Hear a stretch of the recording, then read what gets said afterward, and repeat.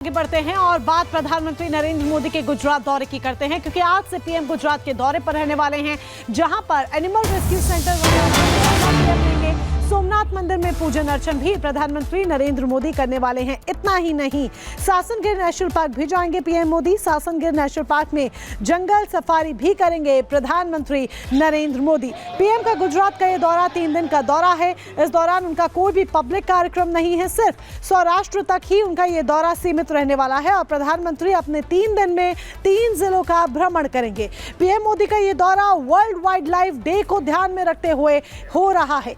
PM Narendra Modi सबसे पहले वनतारा जाएंगे, दूसरे दिन गिर सफारी पार्क में सफारी करेंगे और राष्ट्रीय वन्यजीव बोर्ड की बैठक की अध्यक्षता भी करेंगे। इसके बाद वो सोमनाथ मंदिर में दर्शन पूजन भी करेंगे। आगे बढ़ते हुए बात जरा आप दिल्ली की कर लेते हैं, क्योंकि दिल्ली में 27 साल बाद बीजेपी की सरकार बनी है। ऐसे में बीजेपी पूरे एक्शन मोड में नजर आ रही है और साथ ही साथ अब एक बड़ा फैसला, यानी कि जो वादा चुनाव के दौरान किया गया था महिलाओं से, अब उसे जो है पूरा करने का वक्त आ चुका है। यानी कि 8 मार्च को महिला सम्मान योजना लागू हो सकती है और इसके संकेत रेखा गुप्ता सरकार की ओर से दे दिए गए हैं, जिसके तहत हर महीने 2500 रुपए महिलाओं के खाते में दिए जाएंगे। रिपोर्ट देखिए।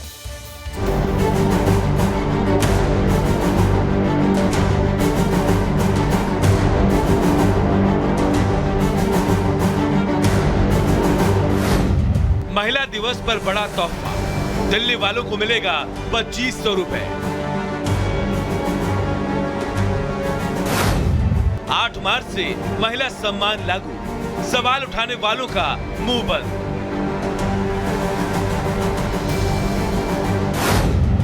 आपके आरोपों पर ब्रेक, महिला सम्मान पर सियासत तेज। महिला सम्मान योजना ये वो योजना है जिसे लेकर लगातार आम आदमी पार्टी हाय तौबा मचा रही थी। बीजेपी पर वादा खिलाफी का आरोप लगाया जा रहा था, लेकिन अब उसे लागू करने की तारीख आ गई है। दिल्ली में सरकार बने 10 दिन हो गए, तब से दिल्ली सरकार एक्शन में है, लेकिन आम आदमी पार्टी महिला सम्मान योजना को लेकर सियासत करने में लगी है। वहीं दिल्ली की नई नवेली सीएम वादों को पूरा करने का भरोसा दे रही है। जो दिल्ली से हमारी कमिटमेंट्स है वो पूरा करना मेरा एजेंडा है, और दूसरा मोदी जी का विकसित दिल्ली का जो सपना है उसे साकार करना हमारा प्लान है। इसी के ऊपर हमें काम करना है। और सच मानिए कि विकसित दिल्ली के लिए चौपाल की भूमिका एक अहम भूमिका है। वैसे जब से दिल्ली में नई सरकार आई है, तब से खुलासे पर खुलासे हो रहे हैं। कैग रिपोर्ट से केजरीवाल सरकार के भ्रष्टाचार की पोटली खोल रही है। वहीं आम आदमी पार्टी वो हंगामा में जुटी है। दोनों पार्टियों में आरोप प्रत्यारोप का दौर जारी है, जबकि बीजेपी अपने वादों को लेकर सजग दिख रही है। खासकर महिला सम्मान योजना के लिए एक बार फिर दृढ़ संकल्पित बीजेपी नजर आ रही है। 100% जो कमिटमेंट माननीय मोदी जी ने भी किया है, माननीय नड्डा जी के माध्यम से मैनिफेस्टो जारी हुआ है भारतीय जनता पार्टी का। हम हर गरीब महिला को 2500 रुपये जरूर देंगे। डेट वो 8 होगी या क्या होगी, अब ये देख रहे हैं। हर गरीब महिला को 2500 रुपये जरूर मिलेंगे। आप देखिए, हड़ताल नजदीक आ रही है, कुछ ना कुछ होगा। भारतीय जनता पार्टी ने, प्रधानमंत्री नरेंद्र मोदी जी ने दिल्ली वालों को वादा किया था, गारंटी दी थी कि पहली कैबिनेट के मीटिंग में 2500 रुपये प्रति माह हर महिला को देने की स्कीम पास होगी। वो अभी तक नहीं हुई। अब विपक्ष चाहे जितनी भी सियासत करे, लेकिन बीजेपी इस बार दिल्ली में कोई कोर कसर छोड़ने के मूड में नहीं है। यही वजह है कि दिल्ली सरकार पहले दिन से एक्शन में है। चाहे वो यमुना सफाई की बात हो या फिर लंबित 14 कैग रिपोर्ट पेश करने की बात, या फिर महिला सम्मान योजना की, दिल्ली सरकार हर वादों पर खरा उतरने की कोशिश में जुट गई है। Bureau report, Republic Bharat. और चलिए खबरों में आगे बढ़ते हैं, बात करते हैं संभल हिंसा मामले से जुड़ी हुई, क्योंकि न्यायिक आयोग की टीम एक्शन मोड में आ गई है। और जिस तरीके से न्यायिक आयोग की टीम एक्शन मोड में नजर आ रही है, लगातार संभल जाकर अपनी रिपोर्ट तैयार कर रही है।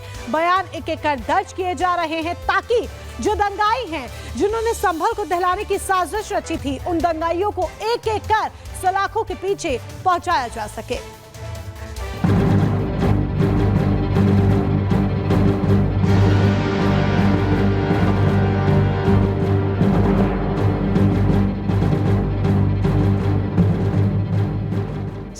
शाही जामा मस्जिद के सर्वे के दौरान हिंसा भड़क उठी थी, जिसमें 4 लोगों को अपनी जान गंवानी पड़ी थी, जबकि 2 दर्जन से ज्यादा पुलिसकर्मी घायल हुए थे। इस हिंसा की जांच के लिए न्यायिक कमेटी का गठन किया गया था, जिसकी जांच अब अंतिम चरण में पहुंच गई है। बीते साल 24 नवंबर को भड़की हिंसा की जांच करने न्यायिक आयोग की टीम संभल पहुंची थी, जिसने संभल के डीएम, एसपी सहित 45 लोगों के बयान दर्ज किए हैं। इसके साथ ही जेल में बंद 77 आरोपियों के भी बयान दर्ज किए गए हैं। संभल से रवाना होने से पहले जांच कमेटी में शामिल पूर्व डीजीपी अरविंद कुमार जैन ने बताया कि 15-16 लोगों के बयान हो गए। डीएम साहब का भी हो गया, एसडीएम जो हैं वंदना मिश्रा उनका भी हो गया, और जो आते रहे, डॉक्टर आए थे अग्रवाल, उनका नहीं हो पाया था, उनका हो गया। बहुत से पब्लिक के गवाह थे जिन्होंने शपथ पत्र दिए थे, उनके बयान हो गए, और बाकी जो गवाह बचे हैं उनका बयान या तो यहीं कोई तारीख तय करेंगे, यहाँ आके लेंगे, अन्यथा वहीं लखनऊ बुलाएंगे। हाईकोर्ट के पूर्व जज देवेंद्र अरोड़ा के नेतृत्व वाली जांच कमेटी संभल में इससे पहले 3 बार जांच और बयान दर्ज करने के लिए आ चुकी है। कमेटी गठन के बाद सबसे पहले बीते 1 दिसंबर को हिंसाग्रस्त इलाके में पहुंची थी। 21 और 30 जनवरी को भी आयोग की टीम संभल आई, जहां अधिकारियों और आम लोगों के बयान दर्ज किए गए। 28 फरवरी को चौथी बार जांच कमेटी संभल पहुंची थी। संभल हिंसा मामले में पुलिस ने अब तक 77 दंगाइयों को गिरफ्तार कर लिया है। हालांकि न्यायिक आयोग की टीम की माने तो हिंसा की रिपोर्ट के लिए अभी और इंतजार करना पड़ेगा।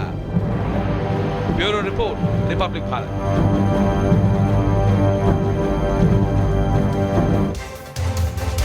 खबर अगली हरियाणा से है, क्योंकि हरियाणा सरकार नकल माफियाओं के खिलाफ पूरे एक्शन मोड में नजर आ रही है, और यही वजह है कि 10वीं और 12वीं बोर्ड परीक्षा के दौरान जो नकल करते हुए जो आरोपी पकड़े गए थे, उनके खिलाफ अब कार्रवाई देखने को मिल रही है। उसमें पुलिसकर्मी हो या फिर अधिकारी, सैनिक सरकार का डंडा उन पर भी चलता हुआ नजर आ रहा है। रिपोर्ट देखिए।